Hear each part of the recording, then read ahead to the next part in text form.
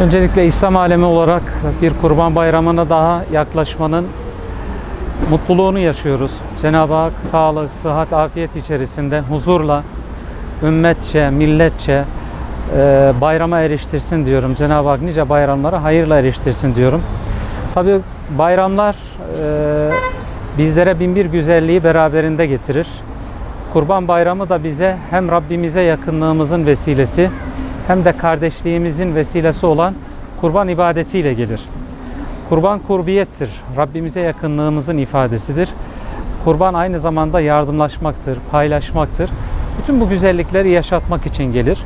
Kurban Bayramı'nda Resul-i Ekrem Aleyhisselam'ın o hadis-i şerifini hepimiz kendimize şiar edindik.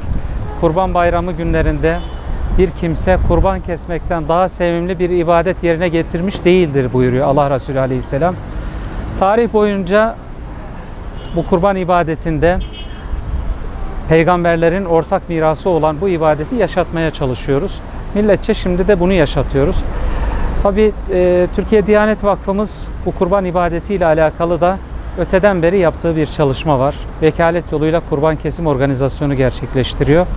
Geçtiğimiz yıl 149 ülkede 453.560 hisseyi fakirlerle, muhtaçlarla, yoksullarla paylaştı. Bu yılda Türkiye Diyanet Vakfımız fakirlere, muhtaçlara, ihtiyaç sahibi kardeşlerimize ulaşmak gayesiyle yurt genelinde bu çalışmayı başlattı. Ve hamdolsun milletimiz Türkiye Diyanet Vakfı'nın bu çağrısına kulak veriyor. Kurbanını paylaş, kardeşinle yakınlaş sloganıyla başlattığı bir çalışma. Biz de Gaziantep Müftülüğü olarak bu çalışmaya tüm din görevlilerimizle beraber Bismillah diyerek yola çıktık.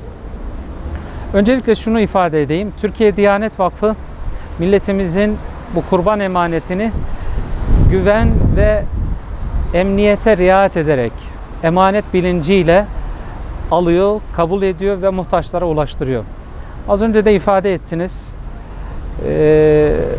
Türkiye Diyanet Vakfı'nın bu seneki bu çalışması özellikle bu salgın nedeniyle çok daha büyük önem arz ediyor. Çünkü bu salgın nedeniyle dünya çapında çok ciddi yoksullukların, ihtiyaç sahibi kardeşlerimizin olduğunu gördük. Ve aynı zamanda bu salgın bize bir şeyi daha öğretti. Bizim en büyük zenginliğimiz paylaşma ahlakımız, yardımlaşma duyarlılığımızdır. Ümmetçe, milletçe, özellikle Türkiye olarak dünya çapında yaptığımız yardımlarla aslında insanlığın vicdanı olduğunu biz göstermiş olduk millet olarak. Şimdi Türkiye Diyanet Vakfı'nın yapmış olduğu bu çalışma bu salgın nedeniyle daha bir anlamlı hale geliyor. Başta dünyanın farklı bölgelerindeki kardeşlerimiz olmak üzere ülkemizdeki muhtaç, yoksul, yardıma ihtiyaç duyan kardeşlerimize ulaştırılmak üzere bu seneki kurbanlarımızı biz özellikle kardeşlerimizi vekalet yoluyla vermeye davet ediyoruz.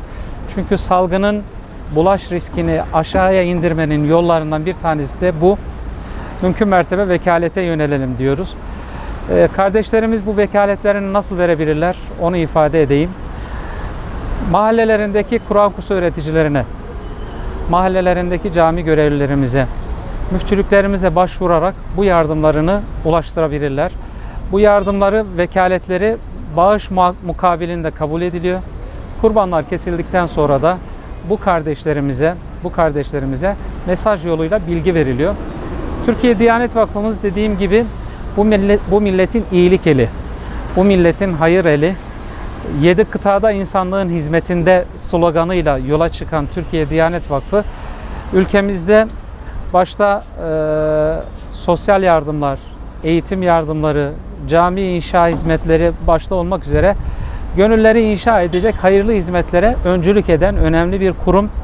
İnşallah halkımızın bu iyilik seferberliğine, bu iyilik ve merhamet yardımlaşmasına sahip çıkmasını bekliyoruz. Ve bütün vatandaşlarımızı bu vekalet yoluyla kurban kesim organizasyonuna davet ediyoruz. Aynı zamanda camilerimizin dışında Demokrasi Meydanı'nda olduğu gibi Balıklı Meydanı'nda farklı alışveriş merkezlerinde de vekalet yoluyla kurban kesim standları açarak halkımıza ulaşmaya çalışıyoruz.